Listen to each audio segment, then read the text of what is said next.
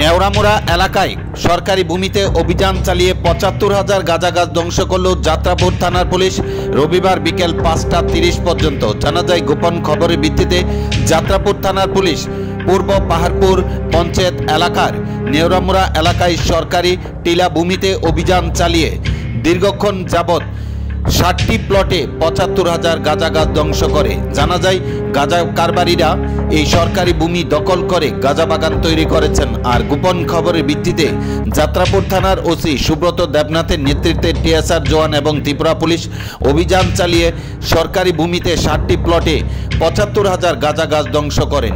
এদিকে গাঁজা কারবারিরা যাত্রাপুর থানা পুলিশের এই গাঁজা গাছ ধ্বংস অভিযান দূর থেকে রক্তচক্ষে তাকিয়ে দেখতে থাকে। তবে যাত্রাপুর থানার পুলিশ কারা এই গাঁজা বাগানগুলি তৈরি করেছেন তার তদন্ত নেমেছেন এবং যারা এই গাঁজা বাগান তৈরি করার সাথে জড়িত তাদেরকে আটক করার জন্য তদন্ত শুরু করেছেন। সংবাদ মাধ্যমে বিস্তারিত আলোচনা করেন যাত্রাপুর থানার ওসি সুব্রত দেবনাথ।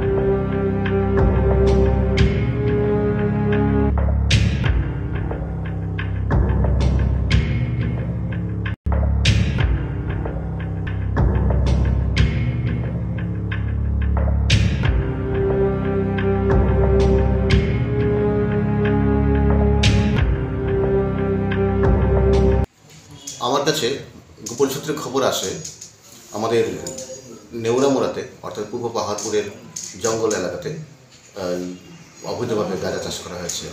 তো সেই খবরের ভিত্তিতে আমি আমার সাথে আমার থানার inspector Arup Debbarma, sub inspector Amar Kishore Debbarma, sub inspector Shubhankar Saha, অন্যান্য ম্যান অ্যান্ড উইমেন এবং উমেন টিএসআর এবং 9 and 11 ব্যাটালিয়নের টিএসআর সহকারে আমরা প্রায় 50 জনের টিম আমরা বেরিয়ে পড়ি সেই খবরটার উদ্দেশ্যে।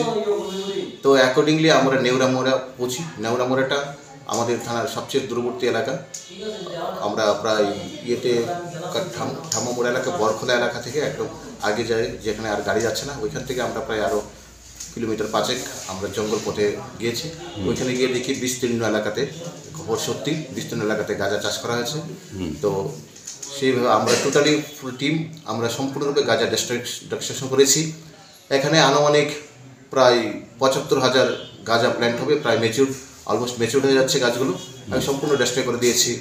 টোটালি 7টা প্লট ছিল, তো ডিস্ট্রয় করা আমরা প্রায় প্রতিদিনই আমরা এখন বিভিন্ন দিকে যে খবর ভিত্তিতে আমরা ডিস্ট্রাকশন করে যাচ্ছি, এগুলো সম্পূর্ণরূপে শেষ না হওয়া পর্যন্ত আমরা কন্টিনিউ করবো। Thank you.